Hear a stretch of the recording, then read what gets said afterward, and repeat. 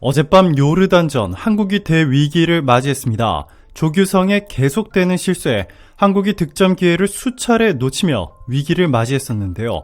다행히 손흥민이 해결사로 나서며 침대 축구를 시전한 요르단 수비수 5명을 얼려버렸고 수만 명의 관중은 함성을 질렀습니다.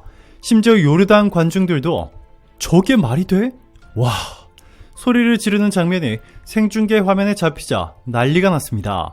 자, 그런데 일본 언론들과 일본 관계자들이 한국과 요르단의 경기를 보며 조규성을 원톱으로 내세운 한국의 플레이를 비웃고 조롱하는 충격적인 일이 일어났습니다.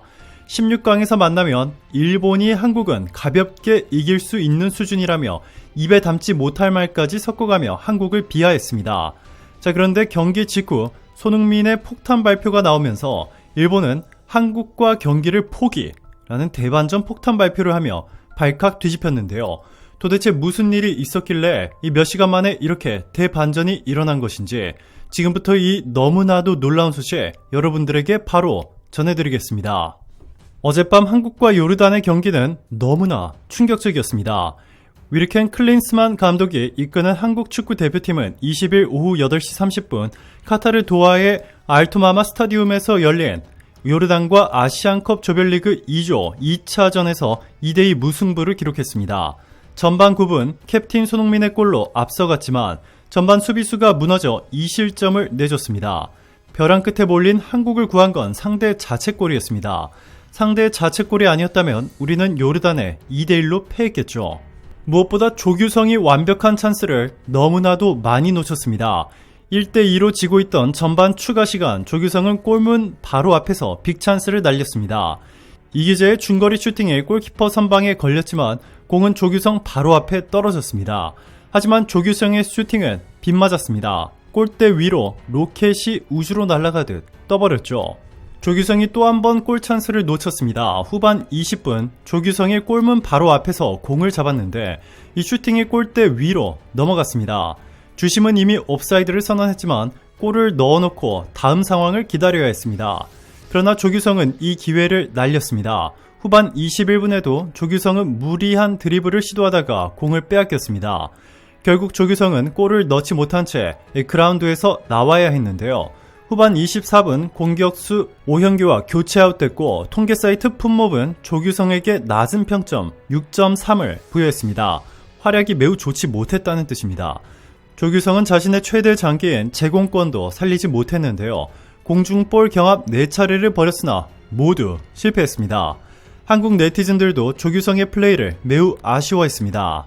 한 네티즌은 조규성이 총 3번의 슛을 때렸는데 첫 번째는 너무나도 약해 빠진 소녀다운 슛, 두 번째는 홈런을 날려버린 홈런 슛, 세 번째는 홈런보다 더 심각한 백두산 대폭발 슛이라고 비판했고 또 다른 네티즌은 조규성, 박용우, 이기재 어떻게 국대에 승선했는지 궁금해지는 대회, 조규성은 그냥 한국의 우레이, 박용우는 공격 전개, 볼 간수 능력이 없고 이기재 쪽으로 공만 가면 실점 위기, 동료 선수들 다리에 힘 빠지게 하는 플레이 연속이라고 전했습니다. 또 다른 한 네티즌은 조규성 진짜 경기력 보고 충격 먹었다. 슛을 정말 제대로 보고 쏘는 건지 공은 잘 보고 차는 건지 너무 심한 것 같다. 클리스만 감독을 비판하는 이들도 많았습니다. 한 네티즌은 감독이란 모름지기 선수들의 개인 역량과 당일의 몸 상태 그리고 그에 맞는 포지션에서 그 역할들을 잘 소화할 수 있도록 조율을 하고 선수들의 멘탈이 업이 될 수 있도록 독려와 때로는 훈계가 필요한 자리라고 봅니다. 그런 의미에서 계속되는 조규성과 이기재 선수의 등용은 이해하기가 어려운 부분이 분명히 있는 듯합니다. 전했고 다른 네티즌은 중요한 건 요르단은 이미 우리의 분석을 100%에서 나와 뛰는 게 너무 느껴졌다. 그걸 알았다면 전술이 문제인데 빠르게 간파하고 후반에 상대 카운터를 준비하는 것도 감독과 코칭의 몫이다. 다음에도 또 같은 패턴으로 토너에 임한다면 감독은 자질이 없다. 분명 조규성도 쓸모가 있을 타이밍이 있을 거라 믿는다. 또 다른 네티즌은 선수보다 난 감독 태도가 더 충격적이었습니다. 요르단 감독과 코치진은 정말 준비 많이 하고 열정이 화면에도 느껴질 정도였는데 우리나라 감독과 코칭 스태프들은 경기 구경하러 온 줄 알았네요. 비판했습니다. 자, 그런데 이렇게 한국인들이 자국 대표팀의 플레이를 지적하고 다음부터는 전략을 바꿔 잘하자는 의미에서 이렇게 비판하는 것은 매우 정당한 일이죠. 그런데 일본은 선을 넘는 충격적인 발표로 한국을 비웃고 조롱하며 도발했습니다. 일본 네티즌들은 한국은 예상보다 별로였다. 한국은 일본의 상대가 안 된다. 일본은 중동 국가들만 조심하자 라며 도발하는가 하면 일본 매체 도쿄스포츠는 한국은 일본이 무서워서 요르단에 일부러 지려고 했다. 한국이 만약 요르단에 이겨서 조 1위를 한다면 16강에서 일본과 맞붙게 된다. 요르단과 비기거나 지면 한국은 16강에서 일본과 대결을 피할 수 있다. 아마 이를 고려한 것 같다. 라는 황당한 보도를 내보냈습니다. 일본 네티즌들도 야후재팬에서 한국은 16강에서 일본을 만나고 싶어하지 않고 있다.